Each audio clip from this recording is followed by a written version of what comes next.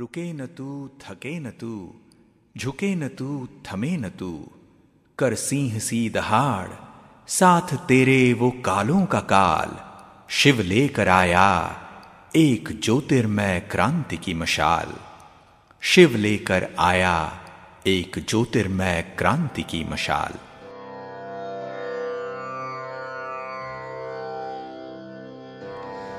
आओ मिलके संकल्प करें, हमें पावन बनना है। वातावरण में फैली गंदगी को मिटाना है। इस धरती को स्वर्ग बनाना है। इस धरती को स्वर्ग बनाना है। आओ मिलके संकल्प करें, हमें तपस्वी बनना है। पर्यावरण में फैले विकारों को मिटाना है। वीरान हो रही धरती, विलुप्त हो रही पवित्रता, पाकीज़गी बिना जीवन मुमकिन नहीं रे।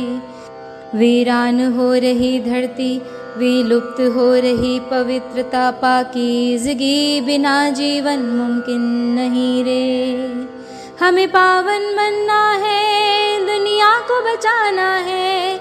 हमें पावन बनना है, दुनिया को बचाना है। आओ मिलके संकल्प करें, हमें योगी बनना है। संसार में फैली अशुद्धि को मिटाना है। इस धरती को स्वर्ग बनाना है। इस धरती को स्वर्ग बनाना है। ये धरती घर सभी का है, आत्माओं का ये ठिकाना है। खंडर हो रहे घर को फिर से घर बनाना है। खंडर हो रहे घर को फिर से घर बनाना है। आओ मिलके संकल्प करें, हमें पवित्र बनना है। सृष्टि में फैली नापाकी को अब तो मिटाना है। इस धरती को स्वर्ग बनाना है। इस धरती को स्वर्ग बनाना है। ये मुरली अमृत जीवन का है, आत्माओं का ये खजाना है। बेजान हो रही रूह की फिर से ज्योति जगानी है। बेजान हो रही रूह की फिर से ज्योति जगानी है। आओ मिलके संकल्प करें, हमें क्रांति लानी है। वसुंधरा में फैला अंधकार मिटाना है। इस दुनिया को ज्योतिर्मय बनाना है। इस दुनिया को ज्योतिर्मय बनाना है। इस दुनिया को ज्योतिर्मय बनाना है। ओम शांति।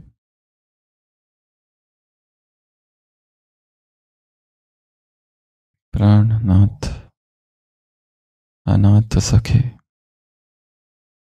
दीन दर्द निवार, हे गोविंद, हे गोपाल, हे दयाल लाल, हे समर्थ अगम्य पूर्ण माया मोधार, हे गोविंद, हे गोपाल। अंधकूप महाभयानक, नानक पार उतार, हे गोविंद, हे गोपाल।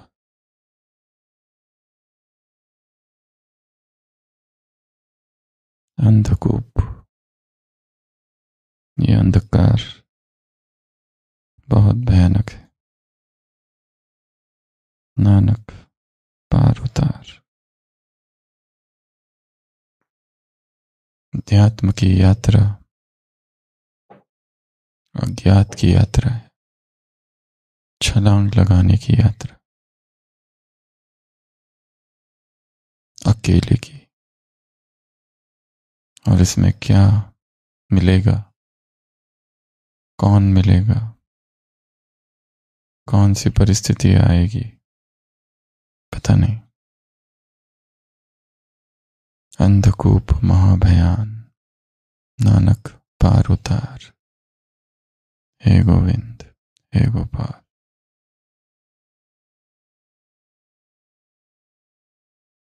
केवल एक ही बात आधार है, और वो है समर्पण, संपूर्ण विश्वास, संपूर्ण निश्चय।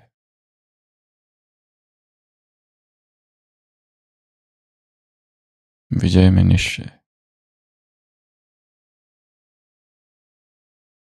और मुरली में बाबा ने कहा है, इन 8 बातों को जानने वाला, इन 8 बातों के महत्व को जानने वाला सबसे पहला स्वयं के महत्व को जानने वाला, कि हम इस संसार के लिए बहुत महत्वपूर्ण है। हमारा जीवन अनेकों के लिए प्रेरणा है।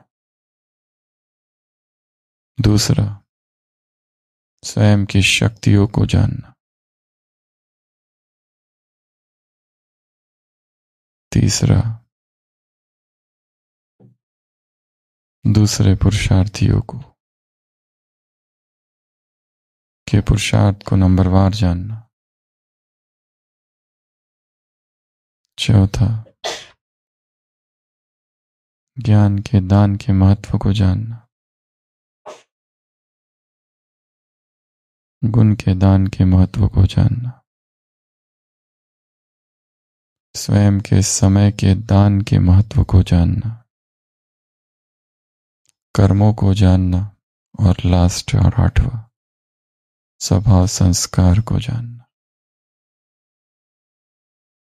इन 8 को जानने वाला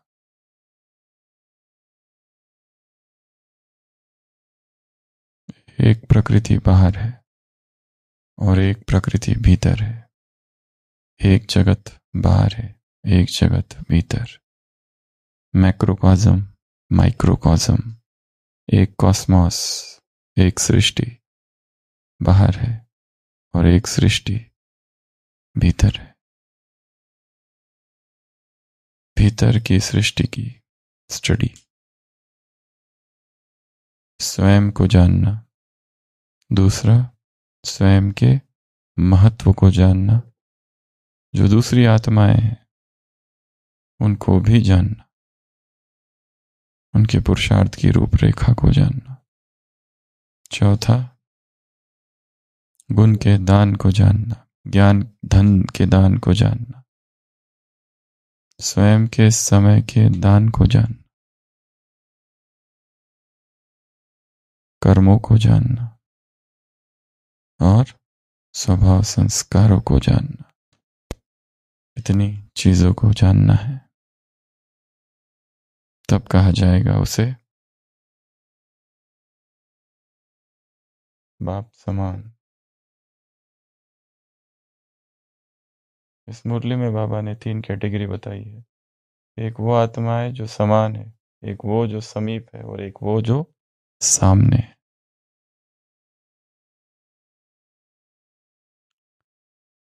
बाबा को क्लासिफिकेशंस बहुत पसंद है।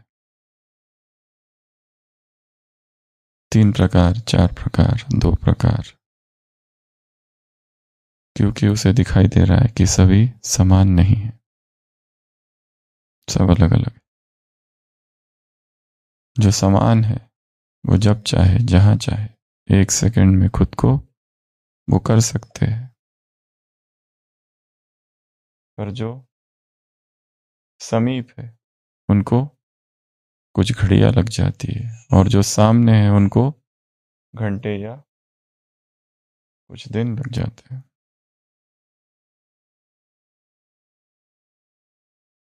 तो हर मुरली एक वेकअप कॉल है। वेकअप कॉल एक अलार्म है। जो मिलिट्री होते हैं, कैंप में जाते हैं, सुबह सुबह क्या बजता है? वेकअप कॉल, कि जागो, उठो। सोने का वक्त नहीं।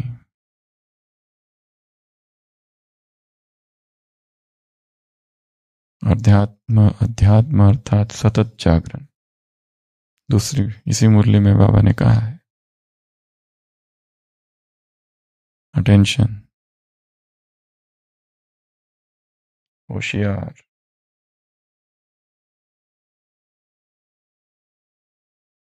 गांव में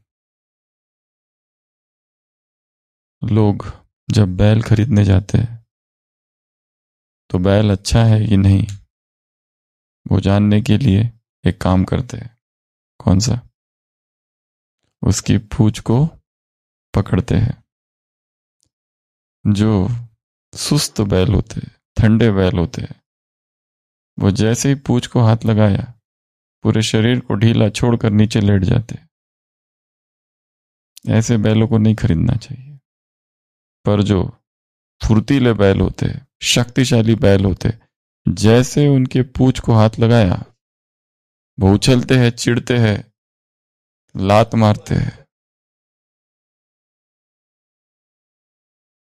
उनके अंदर जोश होते हैं। तब वो समझता है इसको खरीदना चाहिए।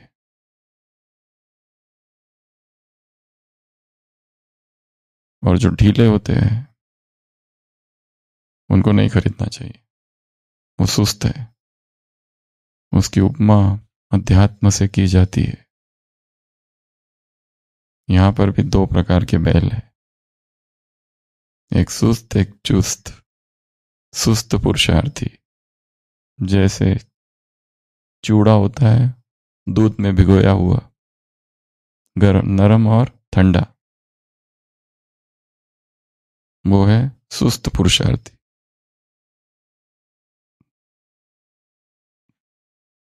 और जो चुस्त होते, फुर्तीले होते, तो वैसी फुर्ती, वैसी पावर,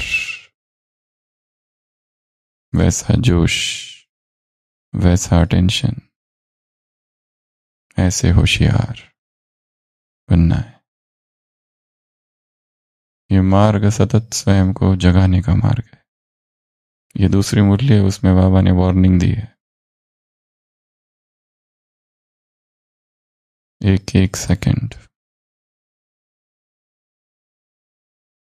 क्योंकि आंखों से, कानों से, इंद्रियों से हम जो कुछ ग्रहण कर रहे हैं वो चित्त पर एक छाप छोड़ रहा है। इसलिए क्या हम कर रहे हैं सबके सामने नहीं, जब अकेले में है तब वो हमारा चरित्र है। तो इस मुरली में बाबा ने 8 निशानियां गिनाई है बाप समान आत्माओं की। सबसे पहली निशानी, 1 सेकंड में वाणी से परे। सी सी सी, जैसे वाणी में आने के लिए चांस ढूंढते रहते हैं, जैसे बोलने के लिए चांस, जैसे उत्सुकता, क्यूरियोसिटी और तड़प होती है, क्रेविंग,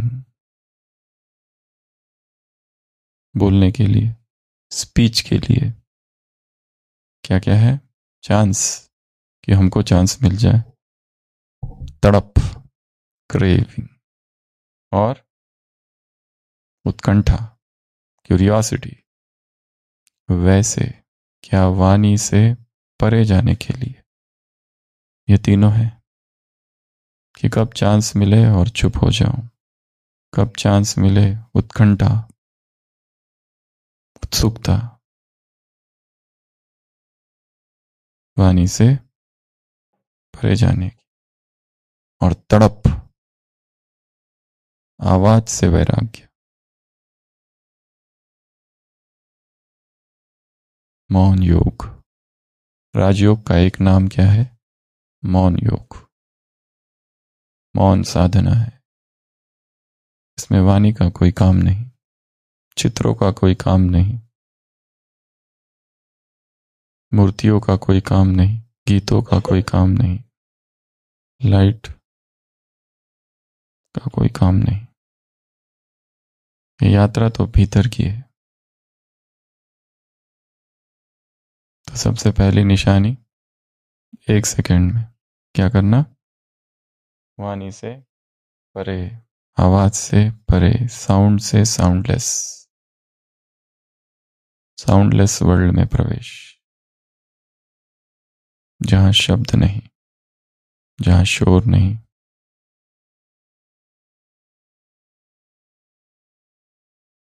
तो उस वाणी से परे की दुनिया और इस वाणी की दुनिया के बीच एक और चीज है, वो है प्रकृति। उस प्रकृति में जाओ। ये प्रकृति की जो आवाजें हैं, ये आवाजें मनुष्यों की आवाजें से परे ले जाएगी। प्रकृति को निहारना, प्रकृति को देखना, प्रकृति को समझना, प्रकृति के मौन के साथ तादात्म्य में हो जाना, एक हो जाना, तो धीरे धीरे इन आवाजों से वैराग आएगा। तो बाप समान आत्माओं की पहली निशानी 1 सेकंड, चलो 1 सेकंड नहीं, कुछ और समय, परंतु बीच बीच में इंटरमिटेंट साइलेंस, मौन का अभ्यास करते रहना है।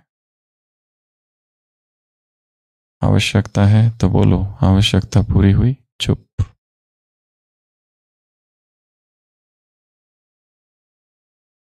दूसरा, तूफान में अचल, अडोल, शांत परिस्थितियां है, शांत में शांत रहना, इसमें क्या है?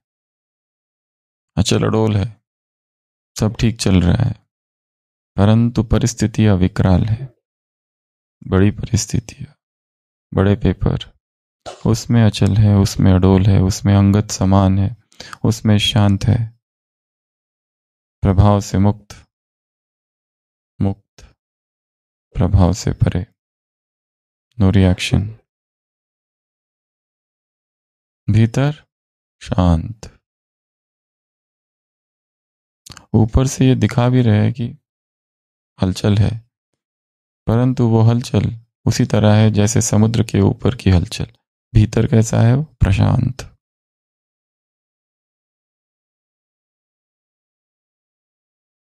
ये दूसरी निशानी।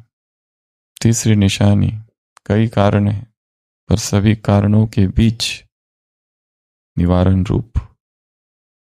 कारण बहुत है, परंतु ये ठीक नहीं है, वो ठीक नहीं है, बहुत कारण है। ये ऐसा नहीं है, वो ऐसा नहीं है, बॉस ठीक नहीं है, साथी ठीक नहीं है, जूनियर ठीक नहीं है, स्थान ठीक नहीं है, काम ठीक नहीं है, कर्म का टाइम ठीक नहीं है, टाइमिंग ठीक नहीं है, मौसम भी ठीक नहीं है, सीनियर्स भी ठीक नहीं है, साथी ठीक नहीं है, जूनियर्स भी ठीक नहीं है, सेवा का रूप ठीक नहीं है, टाइमिंग बिल्कुल अच्छा नहीं है, शरीर भी ठीक नहीं है, और किस्मत पता नहीं क्यों ऐसी है। यह है कारण कारण कारण कारण। पर सभी कारण होते हुए भी भीतर कैसे? निवारण स्वरूप, कोई कंप्लेंट्स नहीं है। परिस्थितियों को गहराई से समझा है, उनके रहस्य को। यह है तीसरी निशानी। चौथी निशानी जो हमने बताई, जब चाहो, जहां चाहो, जैसे चाहो कर सको, करते हैं, कर भी सकते हैं और करते भी है, जो चाहो। कल भी कहा था, असंभव, मुश्किल नहीं, कल सुना था ना, मुश्किल नहीं है उनके लिए कोई भी चीज, डिफिकल्ट नहीं। अगली निशानी, 8 का महत्व। कौन सी 8 बातें? पहला, स्वयं को जानते हैं, स्वयं के महत्व को जानते हैं।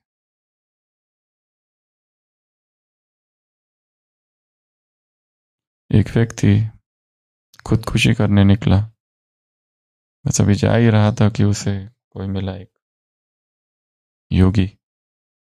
योगी ने पूछा कहाँ जा रहे हो? कहता है मेरा जीवन व्यर्थ है, कुछ काम का नहीं।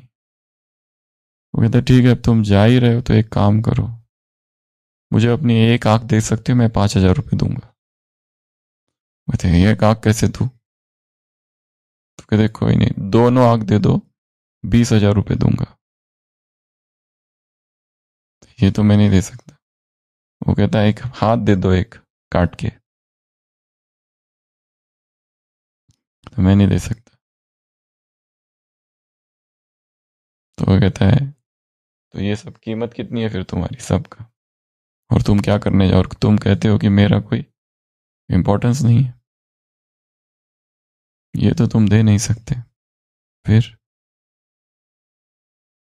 स्वयं को जानना, स्वयं के शक्तियों क्या के महत्व को जानना। तीसरा, दूसरों के क्या पुरुषार्थ की जो स्टेजेस है, इसलिए हम डिस्टर्ब नहीं होंगे, क्योंकि हम जानते हैं हर एक अलग अलग पुरुषार्थ की स्टेज पर है। जो समझ तुम्हारी है वो दूसरों की नहीं है। जैसे तुम देख रहे हो परिस्थितियों को, वो कुछ और रीति से और ढंग से देख रहे हैं। जितनी समझ तुम्हारी परिपक्व है उतनी उनकी अभी है नहीं। या फिर हो सकता है कि तुम ही अज्ञान में हो और वो ज्ञान में हो, और तुम ये समझ रहे हो कि वो अज्ञानी है और वो ये समझ रहे हैं कि हम अज्ञानी हैं।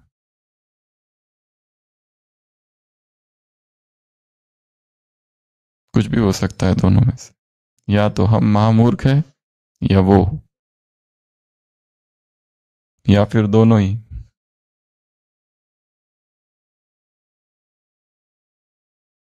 तो स्वयं को जानना, स्वयं की शक्तियों को जानना, दूसरों के पुरुषार्थ की स्टेज को जानना। बाबा ने कहा है तुम झाड़ की पत्तियों को जानो, जहां रहते हो वो आसपास की जो पत्तियां है, नहीं तो क्या होते रहोगे? डिस्टर्ब। हर व्यक्ति एक स्वभाव सिकंजे में फंसा है, कैद है स्वभाव सिकंजे में। इस स्वभाव शिकंजे को तोड़ना इतना सहज काम नहीं है।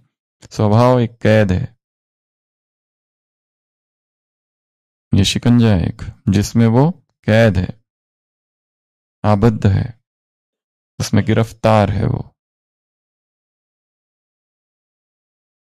और हम सोचते हैं कि उसका स्वभाव बदल जाए। कैसे बदलेगा? वो खुद भी तो नहीं बदल पा रहा है सारे पुरुषार्थ के बाद। इसी मुरली में बाबा ने कहा है कि महारथी भी बाबा से अमृत फेला रू रिहान करते हैं कि अभी तक जो होना चाहिए था वो नहीं है। अगला, ज्ञान के गुण के दान को समझते हैं, ज्ञान धन के दान को समझते हैं, समय के दान को समझते हैं, समय स्वयं के समय का दान। कुछ आत्माओं को क्या चाहिए रहता है? बाकी चीजें नहीं चाहिए, समय चाहिए। अगला, कर्मों को समझना, कौन सा कर्म किया तो क्या मिलता है, ये कर्म किया उसका परिणाम। उस दिन भी हमने देखा था त्रिकालदर्शी स्थिति। वर्षे के अधिकारी आत्माओं की निशानी एक रस, एकाग्र, एकांत, और लास्ट स्वभाव संस्कार। तो इन आठों को समझना। अगला, बहुत इंपॉर्टेंट चीज यहां बताई है, हद की प्राप्ति के आकर्षण से परे। वो छूता भी नहीं, ऐसे को कहा जाता है वैष्णव। जो वैष्णव होते हैं ना, अगर कोई छू ले उनको तो वो क्या समझते? पाप, प्रायश्चित करते, पश्चाताप करते। तो हद के प्राप्ति का आकर्षण क्या क्या है? हद की प्राप्ति है, स्तुति हो जाए, भाषण दिया तो कोई तुरंत आके कहे कि बहुत ही अच्छा था। एक कोई चित्र बनाओ तो लोग कहे कि ये किसने बनाया। कोई रंगोली निकालो तो कोई पूछे किसने बनाया, भोजन बनाया और हम चुपके से देखते हैं जो खा रहे हैं 4 लोग। अभी तो बोले किसने बनाया, पूछे तो सही। प्रशंसा कल भी सुना था, प्रशंसा, बड़ापन, दाता, महारथियों की 7 निशानियां। दाता, लेने वाले नहीं, देने वाले। हद की प्राप्ति है ये। फल कौन सा है ये? कच्चा वाला। कच्चा फल, ज्यादा ही कच्चा फल खा लिया तो क्या होता है पेट में? फिर पेट में बलाऊ। ईट मैच्योर्ड फ्रूट। और पुरुषार्थ की जो भी योजनाएं बनाओ, चाणक्य नीति कहती है उसे गुप्त रखो। अपने पुरुषार्थ की योजनाओं को गुप्त रखा जाए, भनक तक ना आए, शत्रुओं को भी नहीं और मित्रों को तो बिल्कुल भी नहीं। अपनी योजनाओं को, अपने षड्यंत्रों को शत्रु पर वार करना है, अत्यंत गोपनीय रखा जाए, क्योंकि उसको सुनाते ही उसमें जो बल है वो कम हो जाता है।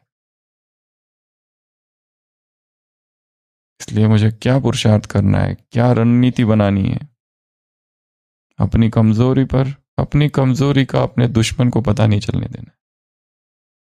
और ये सबसे बड़ी गलती है, हम अपनी कमजोरियों को दूसरों के सामने उजागर कर देते हैं। गुप्त रखो और गुप्त ही योजना बनाओ, कैसे जीता जाए। इनकॉग्निटो प्लॉट्स, इनकॉग्निटो प्लानिंग्स, ये चाणक्य नीति है। तो बाबा ने क्या कहा? हद के जो आकर्षण है, हद की प्राप्ति के आकर्षण,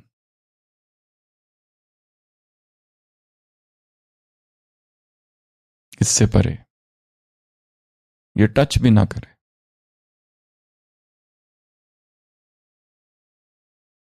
इतना निस्संग, निरासक्त, इतना निस्संग और इतना निरासक्त रहना है। चीजें आई, चीजें गई, चीजें आ रही है, चीजें जा रही है, सब में प्रवाह है, फ्लो है, नश्वर है, भंगूर है, ट्रांजिटरी, एफिमेरल, अनित्य है। जो रुकने वाली नहीं है उससे क्या मोह।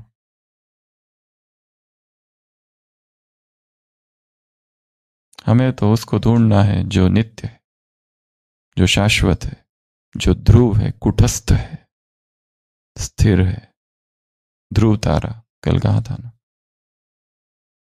जो अस्थिर है, जो हिल रहा है। एक शिष्य कहता है, आश्रम के बाहर एक झंडा लहरा रहा है, कि हवा से यह झंडा लहरा रहा है। दूसरा शिष्य कहता है, नहीं, यह झंडा लहरा रहा है इसलिए हवा चल रही है, यह झंडा हवा को चलायमान कर रहा है। और दोनों में वाद विवाद होता है, हवा लहरा रही है या झंडा। गुरु आके कहता है, ना हवा झंडे को लहरा रही है, ना झंडा हवा को लहरा रहा है, तुम्हारा मन लहरा रहा है।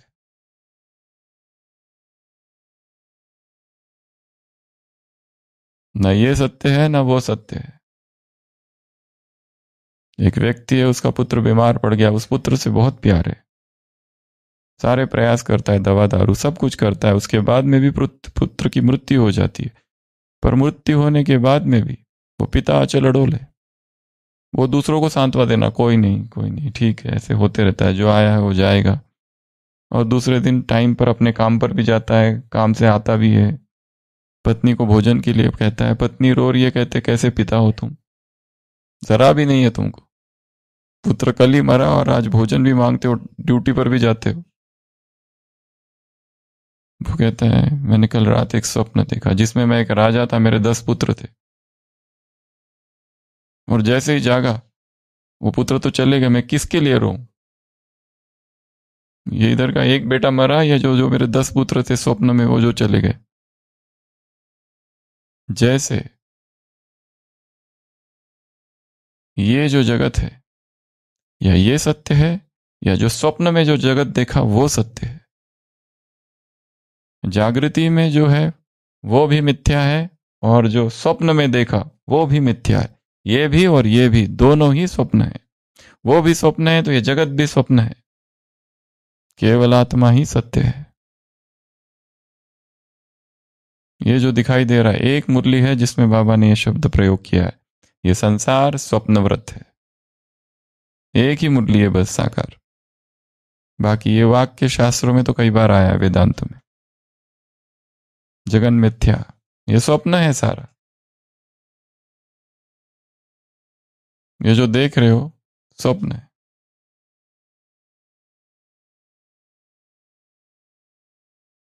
किसके लिए रोए, किसके लिए खुश हुए कि ये मिल गया वो मिल गया, या ये चला गया वो चला गया, सब ही क्या है? मिथ्या। तो हद के जो भी आकर्षण है इनके लिए क्या रोए? हद की प्राप्तियों के आकर्षण। आज मिली है कल चली जाएगी, आज आया कल चला जाएगा। लॉटरी लग गई, धन मिल गया, ये हो गया वो हो गया। आज बहुत सारे लोग हैं प्यार करने वाले, कल सब विदा हो जाएंगे। आज संबंधी है, कल सुना ना, संबंध, संपर्क, सफलता, सच्चा स्नेह, संपत्ति, ये पांचों ही नश्वर है इस संसार में। जो आया है वो चला जाएगा। कोरोना में सारे कितने चले गए? सोचा था कि किसी ने? सब चले गए, पर वो भूल गया वापस। शमशानी वैराग्य, मरकट वैराग्य। मरकट अर्थात बंदर, मरकट वैराग्य कहते हैं इसे। बंदर होता है ना, वो डब्बे, उसमें चने, तो वो डब्बे में हाथ डालता है चने खाने के लिए और हाथ फंस जाता है और वो पकड़ लेता है उसको, बंदर पकड़ने वाला।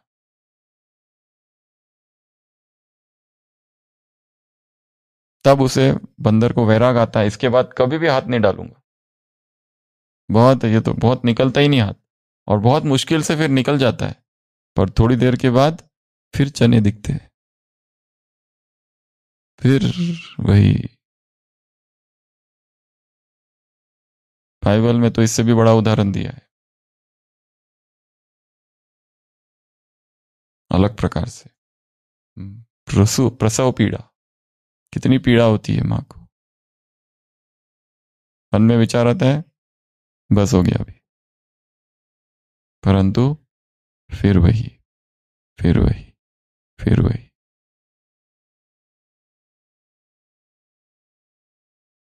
अगला, 5 तत्वों से बाबा ने कहा ये महीन पुरुषार्थ है। सबसे महीन पुरुषार्थ तो यही है, 5 तत्वों के आकर्षण से परे, 5 तत्वों के आकर्षण से उपराम रहना, टच ना करे।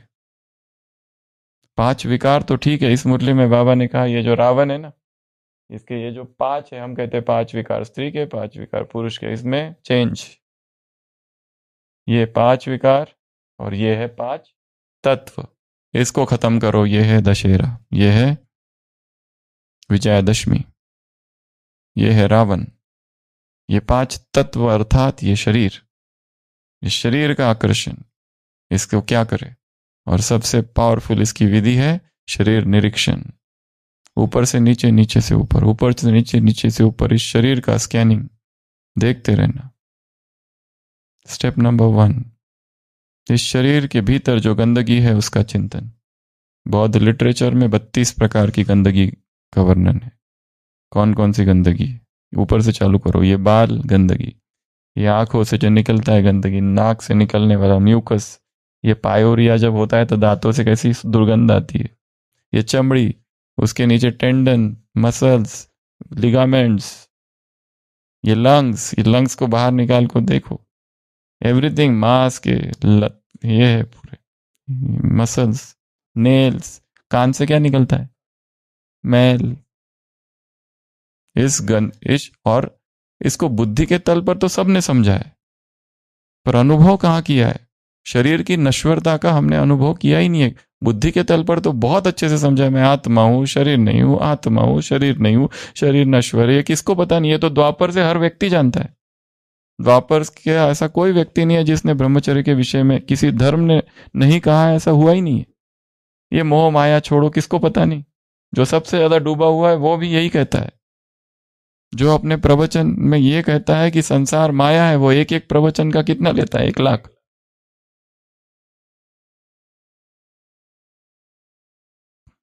बुद्धि के तल पर तो सबने समझा है, अनुभव कहाँ हुआ है? शरीर की नश्वरता का अनुभव। बैठो, अचल अडोल, और ऊपर से नीचे और नीचे से ऊपर, ऊपर से नीचे और नीचे से ऊपर, ऊपर से नीचे, सिर के सिरे से पांव की उंगलियां तक, नीचे से ऊपर, नीचे से ऊपर। जब ये अनुभव नहीं हो जाता है कि एक विघटन विघटन विघटन बींधते जाओ देह को, भीतर जाते हुए पूरा शरीर, जब तक परमाणु परमाणु परमाणु नहीं दिखाई देता, केवल तरंगे ही तरंगे, उत्पात वह उत्पन्न हो रहा है, नष्ट हो रहा है, उत्पन्न हो रहा है, नष्ट हो रहा है।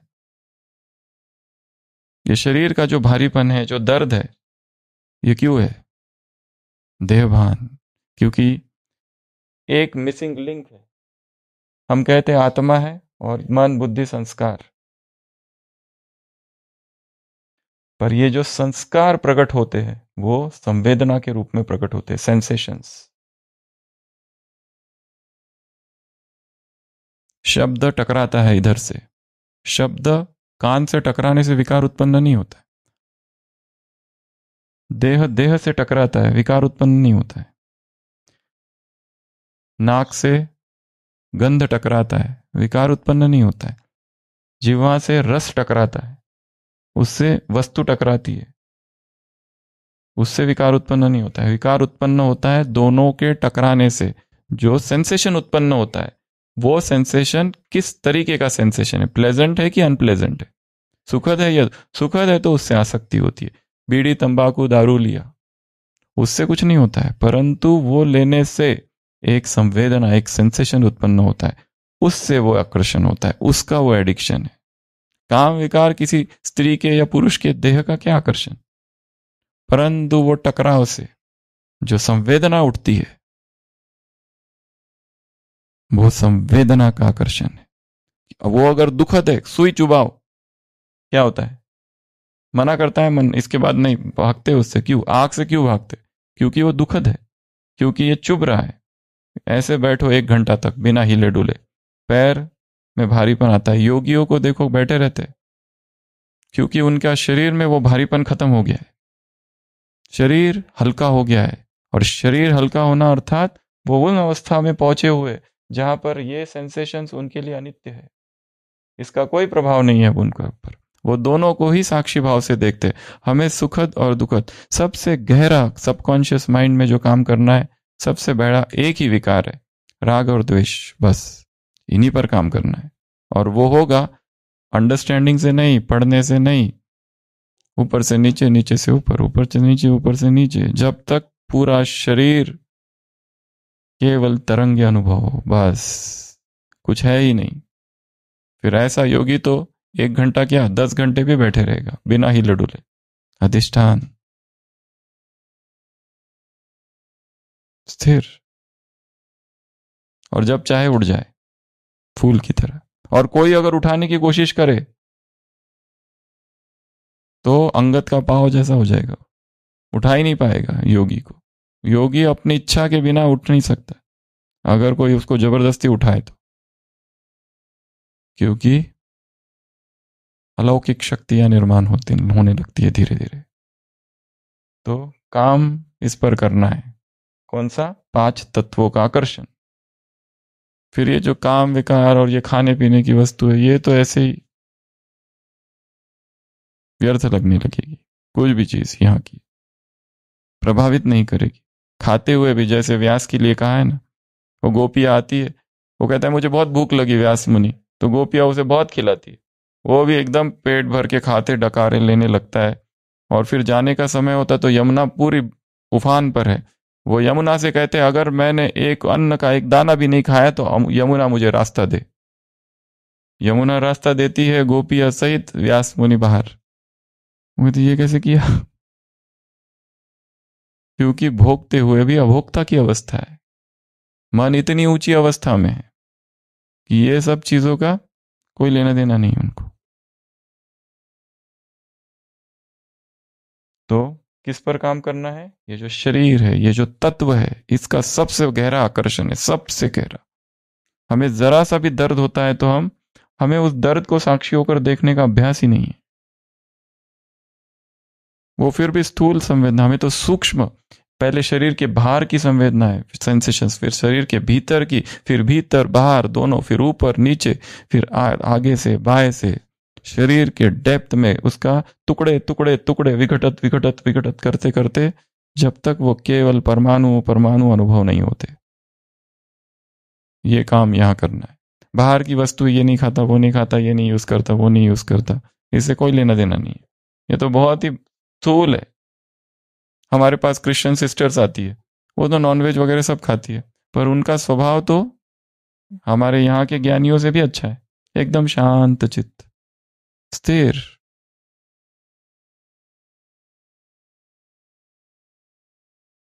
ऐसी बहुत सी बात है, एक चीज नहीं है कोई। अगला 8वां, रॉयल पुरुषार्थी। इसकी और दूसरी निशानियां सुनी इसी मुरली में, 10 निशानियां रॉयल पुरुषार्थी आत्मा की। और ये बहुत इंपॉर्टेंट चैप्टर है, रॉयल पुरुषार्थी आत्मा। अर्थात ये हो गए 8। पहला, आवाज से परे, तूफान में अचल अडोल, कारण में निवारण स्वरूप, जो चाहे वो कर सकते हैं, 8 के महत्व को जानने वाले, हद की प्राप्ति की आकर्षण, देह के 5 तत्वों की आकर्षण से परे, और रॉयल पुरुषार्थी नहीं, ना ही रॉयल पुरुषार्थियों का संग करने वाले। क्योंकि ये जो रॉयल पुरुषार्थी है वो बाबा ने कहा है दलदल। क्या है ये? दलदल, फंस जाओगे उसमें। माया भी अपने मन के तैयार कर रही है। एक है विजय माला, एक है माया की मन की माला। कौन सा बनना है तुमको? ऐसे तो लोगों के भी संग में नहीं जाओ, वो दलदल है, बाबा ने कहा। अगर ये दलदल है और ये रॉयल पुरुषार्थियों के संग में नहीं जाना है तो हम आंख बंद करके अगर आसपास देखें तो सारे वही है, तो कहां जाए? कौन सी बातें हैं रॉयल पुरुषार्थियों में? पहला, जिनका पुरुषार्थ किसके आधार पर है? प्राप्ति या रॉयल्टी के आधार पर है। कोई प्राप्ति या कोई साधन, हमको ये दो, हमको वो दो, हमको ये मिलना चाहिए। प्रोग्राम क्यों कर रहे हैं? ताकि वीआईपी आ जाए। तो हर चीज में होगा फिर तो ये एक गुप्त लोभ है। फिर तो ये भी लोभ ही है कि मैं स्वर्ग में उच्च पद पाऊं। ये भी बिजनेस ही है, बिजनेस ही हुआ ना ये। तो बाप से प्यार हुआ क्या ये? पर वैसे वो खुद ही सिखाता है, वो अलग बात है। वो टेम्पटेशन मुरली में भी वर्ड भी ये यूज करता है।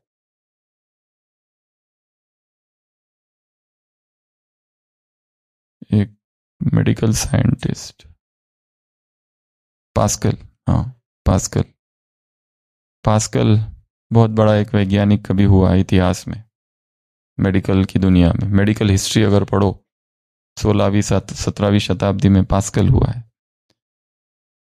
तो उसने कहा है, मेरा एक मित्र था, वो पहले नास्तिक था। उसने कहा मेरा मित्र है वो जुआरी है, मैं उसके साथ जुआ खेलता था और जुआ खेलते खेलते मैं आस्तिक बन गया। कैसे? क्योंकि उससे मैंने सीखा कि कैसे जुआ लगाना है। उससे मैंने सीखा धर्म में भी तो लोग यही करते हैं, 1 2 तो भगवान से कितना मिलेगा? 20 गुना, और नहीं मिला तो ये 1 ही तो गया, और मिलता है तो 20 गुना मिलता है। तो मैं भी फिर क्रिश्चियन के लिए, धर्म के लिए कह रहे हो कि मैं भी अभी दाव लगाने में क्या जा रहा है? ये व्यापारी भी तो वही करता है। तो अध्यात्म ये व्यापार नहीं है कि जिसमें लोभ है। नुकसान तो हुआ नहीं, 1 रुपया लगाओ 20 रुपए मिलते। 1 रुपया लगा गया तो गया, 1 ही रुपया गया, और मिले तो 20 रुपए मिले। तो ये व्यापार हुआ ना। पर रियल, हाँ तो ये रियल अध्यात्म ये नहीं है, पर उसी भगवान ने प्रभु प्रेम पर भी मुरलियां चलाई है।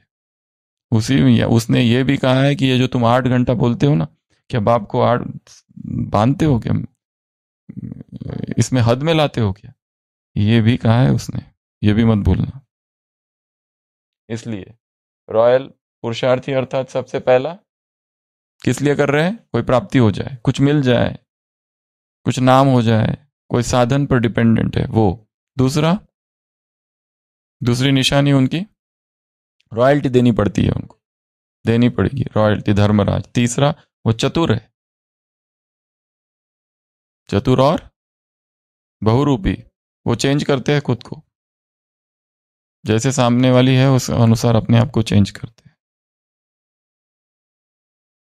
वो प्रसार प्रचार हो सकता है उससे, परंतु रियल अध्यात्म ये सब नहीं है। अगला, और ये आत्माएं कैसी होती, क्या करती है, रॉयल्टी में रियलिटी मिक्स होती है, इसलिए एक रस स्थिति उनकी कभी नहीं हो पाती, मिक्स है वो। अगली निशानी इन आत्माओं की अप एंड डाउन, उनका खेल कौन सा है, अप डाउन। उनकी स्थिति कभी ऊपर कभी नीचे, जीरो में भी हीरो, अप डाउन होती रहती है। एक ही दिन में कितने मूड फ्लक्चुएशंस होते हैं। सुबह बहुत अच्छा मूड रहता है, दोपहर में जाओ, दोपहर में नहीं जाना चाहिए, शाम को तो बिल्कुल ही नहीं, सुबह सुबह अच्छा मूड होता है, मूड चेंज होता है परिस्थितियों के साथ। इस पर डिपेंड करता है कि आपसे मिलने से पहले उनसे कौन मिला था।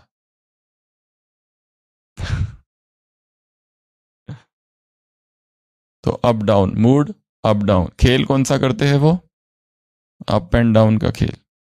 उनके कर्तव्य क्या है उनका,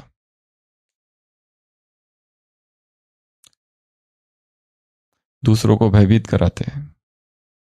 ये एक बहुत वाक्य जो कहा है ना बाबा ने, ये बहुत गुह्य और बहुत सूक्ष्म वाक्य है। क्या कहा, अपने द्वारा दूसरों को भयभीत करने से पहले एक वाक्य है,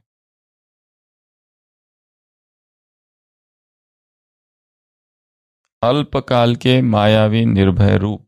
दूर से लगता है ये बहुत ही निर्भय है, दूर से लगता है ये किसी से डरते नहीं है, परंतु वो कर क्या रहे, दूसरों की निंदा, दूसरों पर कमेंट्स, वो निर्भय है ही नहीं एक्चुअली। वो अल्पकाल का मायावी निर्भय रूप है, दूसरों को डराते हैं, दिखावटी है वो, अंदर से ऐसी आत्माएं भयभीत है, क्योंकि ये पुरुषार्थ है ही नहीं, ये तो सीधा श्रीमत के विरुद्ध है। बाबा ने कहा हमारे मुख से एक शब्द भी किसी आत्मा के खिलाफ निकल रहा है और किसी आत्मा को हम हर्ट कर रहे हैं, ये हिंसा है, पाप है ये। और यहां दिखाई दे रहा है ये तो कर रहे हैं, तो ये क्या है, अल्पकाल का क्या, माया क्या निर्भय रूप। प्रकृति के या विकारों के वश अल्पकाल के मायावी निर्भय रूप में रहते हैं और दूसरों के, और इनका स्लोगन क्या है, ये करूंगा और ये वह कर लूंगा। तो बाबा ने क्या, ऐसे रॉयल पुरुषार्थी कभी नहीं बनना, ना ही उनका संग करना। और उनको एक वरदान प्राप्त है माया से। वो कौन सा वरदान है, वरदान माया से प्राप्त, उन वरदान की एक विशेषता है उनमें, कौन सी, माया के वश होने वाली जो आत्माएं हैं। अभी ये आत्मा यहां है रॉयल्टी वाली, और जो दूसरी आत्मा है जो माया के वश होने वाली है, और पुरुषार्थी बनने वाली जो आत्माएं हैं दूसरी और सेकंड कैटेगरी को स्वयं के संग में लाकर प्रभावित करने की विशेषता। किस द्वारा प्राप्त है ये वरदान, माया द्वारा प्राप्त है। तो माया ने कौन सा वरदान दिया ऐसी आत्माओं को, कि तुम जो पुरुषार्थी आत्मा है उनको प्रभावित करना। या दूसरी कौन सी आत्मा है, और दूसरी कौन सी आत्मा है, पुरुषार्थी, और दूसरा माया के वश होने वाली जो आत्मा है, ऑलरेडी जो कमजोर हो गई है माया के वश, उनको और ज्यादा प्रभावित कर सकती है आत्मा। इन दो आत्माओं को प्रभावित करने की विशेषता का वरदान किसने दिया है, माया ने दिया है। किन को दिया है, रॉयल्टी आत्मा वाली पुरुषार्थी आत्माओं को। कैसी बातें है ये, खतरनाक। सोचा था कभी ऐसी बातों को? क्योंकि ये सब दिख रहा है, हो रहा है, पर हमें समझ नहीं रहा है। बुद्धि कंफ्यूज्ड है कि ये क्या है, कैसे इसको जज करे, निर्णय करे। इसलिए कहा क्लास नहीं सुनना है मत सुनो, एग्जाम नहीं देनी है मत दो, पर मुरली जरूर पढ़ो, चाहे धरती पर किधर भी हो। क्योंकि यही मुरली का, इसी मुरली से जो ज्ञान है, वो ज्ञान यहाँ की जो बंद खिड़कियां है ना, उसको कपाट उसको खोलेंगे, हमें बताएगा बाबा। क्योंकि हमें समझ नहीं आ रहा है कि ये माया है, ये भी माया का ही रूप है। बाबा ने कहा ऐसी आत्माओं के संग का क्या करो, इस संग को बड़े ते बड़े दल दल समझना, जो बाहर से बहुत सुंदर दिखता है लेकिन अंदर नाश करने वाला है। ऐसी आत्माओं से कितना दूर रहोगे, दूरी बनाए रखे। पर ये तुम्हारे इर्द गिर्द ही है, चारों तरफ है। पर उनको जाके बताया ना मत तुम ये हो, क्योंकि वो कहेंगे कि तुम ये हो। वो चतुर है, बुद्धिमान है, अनुभवी है और ज्ञानी है। ज्ञानी नहीं केवल महाज्ञानी है, वरदानी है। हाँ, और माया का वरदान उन्हें प्राप्त है। ये सारे जो थे ना, दशहरा में तीनों को जलाते हैं ना, रावण, कुंभकर्ण और वो मेघनाथ, तीनों ही वरदान ही प्राप्त है, वरदान प्राप्त है तीनों को। ऐसे सैंपल नहीं है वो। महारथियों को माया महारथी से आएगी, तपस्वियों को माया तपस्वियों से आएगी, महाज्ञानी को माया महाज्ञानियों से, तीव्र पुरुषार्थियों को माया तीव्र पुरुषार्थियों से आएगी। वही तो, हे गोविंद, हे गोपाल, हे दीन दयाल, अंधकूप महाभयानक, नानक पार उतार। इसलिए शुरुआत में कहा कि एक ही उपाय है, संपूर्ण समर्पण। हे प्रभु तू ही पार कर, तू ही बचा। अब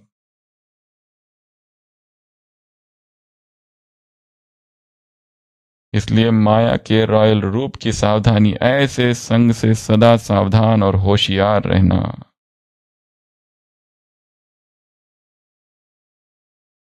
चारों ओर अटेंशन चाहिए, हर समय, हर सेकंड।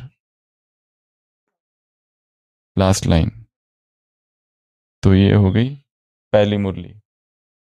बीच की एक मुरली हमने छोड़ी है, वो बाद में लेंगे, लंबी है वो, इसलिए 28 की। तो 5 तत्व 5 विकार, तो ये जो अधिष्ठान का अभ्यास है वो करते रहना है।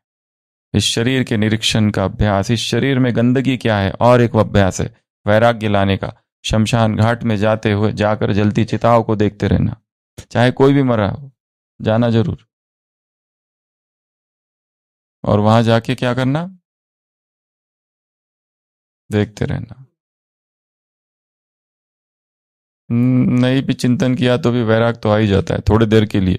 तो छोटा छोटा शमशानी वैराग जोड़ते जाना है, टुकड़ा टुकड़ा वाला। वो आ गया, अनुभव अंदर चला गया, वो शमशान एकदम अंदर चला जाता है। फिर भले भूल जाओ, फिर वापस जाओ, फिर भले और भूल जाओ, पर वो जुड़ते जाता है। तो वो एक, तो ये है सबसे पहली मुरली। दूसरी मुरली है, बाबा ने कहा है तुम कौन हो योद्धे, तुम कौन हो मिलिट्री, तुम कौन हो एवर रेडी ग्रुप। तो एवर रेडी ग्रुप को ऑर्डर्स दिए जाएंगे, ऑर्डर हो, ऑर्डर हो, ऑर्डर हो, ऑर्डर हो, ऑर्डर हो, 5 बार।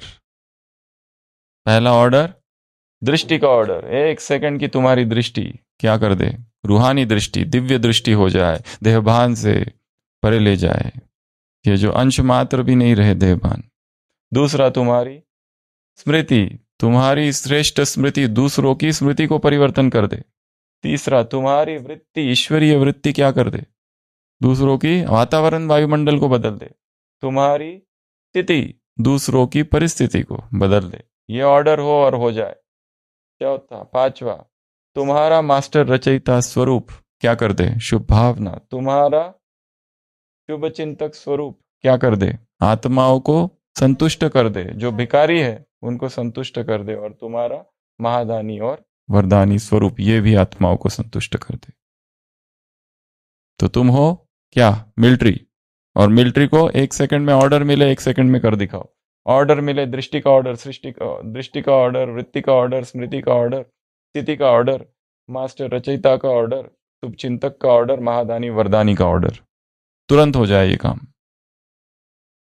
यह है मिलिट्री। तुम हो रूहानी योद्धे, युद्ध स्थल पर हो, तुम्हारी शक्तियां तुम्हारे साथ रहना चाहिए। अगला निशानी है, पहली निशानी उनके पास माला कौन सी? विजय, सदा विजय की माला। उनके पास कवच कौन सा? सदा साक्षी और साथीपन का कवच। उनके नयन कैसे? उनका मुख कैसा? और पांचवा उनका मुख हर्षित मुख, नयन लाइट, और मस्तक, मस्तक क्या? मणि, आत्मा की मणि। ये सब उनकी चारों पांचों निशानी है। शक्तियां निरंतर साथ में रहे, साथीपन। और लास्ट में बाबा ने एक वार्निंग दी है। कौन सी वार्निंग है वो? वार्निंग कौन सी है? इसलिए बाप दादा फिर भी कुछ समय पहले वार्निंग दे रहे हैं, जिससे कि पीछे आने वालों को भी बाप के प्रति कोई उल्हाना नहीं रहेगा। इसलिए यह है वार्निंग नाउ। सेकंड बाहर संकल्प के महत्व को जान, अपने को महान बनाओ। अर्थात no time waste, zero buffalo zone, कोई भी टाइम वेस्ट ना हो। मुरली पढ़ो, मुरली लिखो, ये एक काम। दूसरा, योग करो, राजयोग, दूसरा काम। तीसरा, अधिष्ठान का अभ्यास करो, आंखें बंद करके इस शरीर का स्कैनिंग, ऊपर से नीचे, नीचे से ऊपर। चौथा, प्रकृति में जाओ। अगला, अपनी जो ड्यूटी है, अपनी जो सेवा है, उसमें नवीनता क्या क्या कर सकते हैं उसके बारे में सोचो। पर टाइम वेस्ट नहीं होना चाहिए। या कुछ ऐसे काम करो कि जिससे दूसरों को मदद हो। एक्सरसाइज करो, शरीर को शक्तिशाली बनाओ ताकि बीमार ना पड़े, क्योंकि बीमार पड़ने के बाद यह सारा पुरुषार्थ क्या हो जाता है? जीरो। बीमार पड़ जाना संगम युग पर टाइम वेस्ट है। और तुम बीमार क्यों पड़ते हो? अपनी ही गलती से। जो बार बार बीमार पड़ते हैं बाप दादा, उन्हें ज्ञानी तू आत्मा नहीं कहते। ये बाबा की महावाक्य है। जिसने शरीर को चलाना नहीं सीखा वो राज्य को क्या चलाएंगे? Body management is kingdom management. शरीर के अंदर क्या डाले, क्या खिलाए, इसको क्या पिलाए, ये अब तक समझ में आ जाना चाहिए।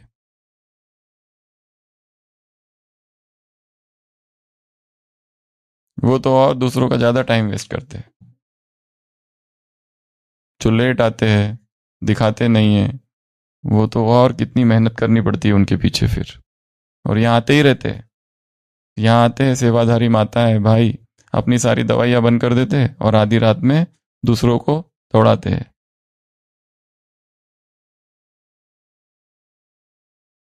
वो भी नहीं। पहला स्टेप तो शरीर को बीमारी नहीं पड़ने देना। दूसरा, अगर वो पड़ जाए तो तुरंत इलाज कराना। तीसरा, रेगुलर चेकअप फॉलोअप होते रहना चाहिए। पर सबसे मेन है प्रिवेंशन, प्राइमोर्डियल प्रिवेंशन। क्या हम शरीर में डाल रहे? तो ये हो गई ऑर्डर्स। कितने ऑर्डर्स? 5 नहीं, 7 ऑर्डर्स।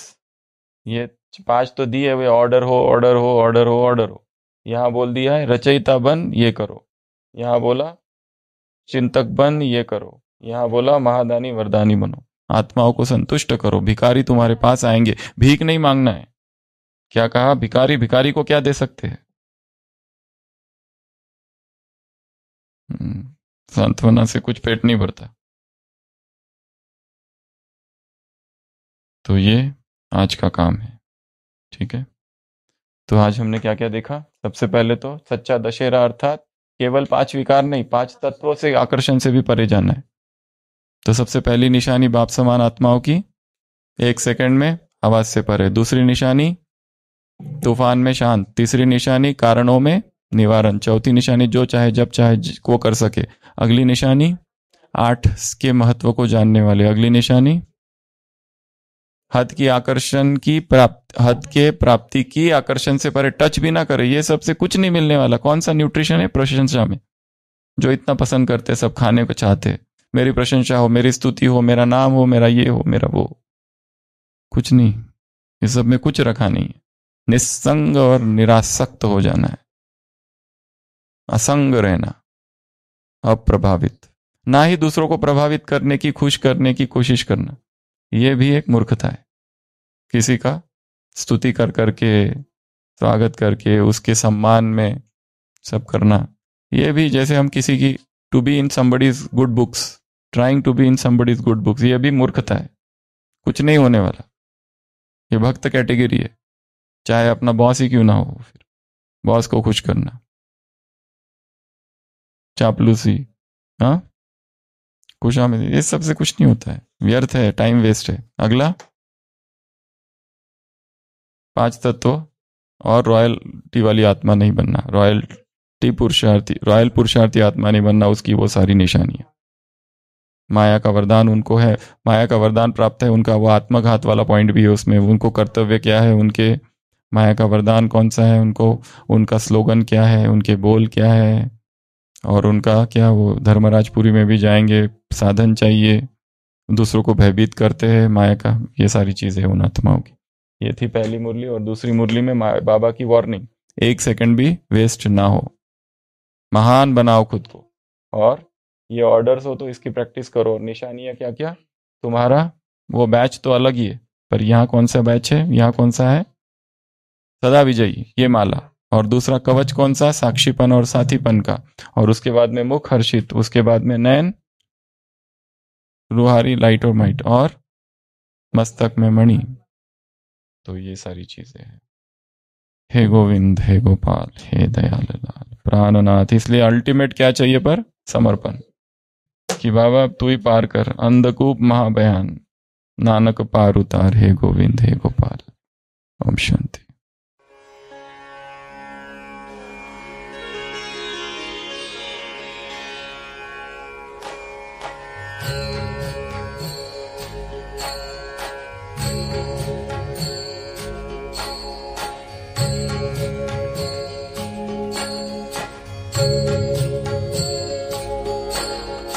हे गोविंद, हे गोपाल, हे गोविंद, हे गोपाल, हे दयाल लाल। हे गोविंद, हे गोपाल,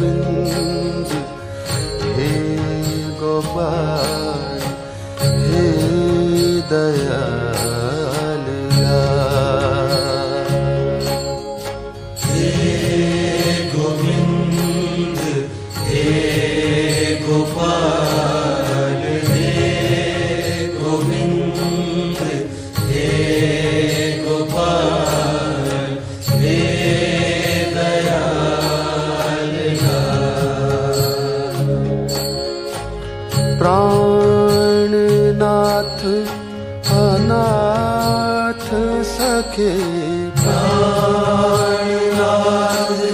अनाथ सखे, प्राणनाथ अनाथ सखे, दीन दर्द निवार।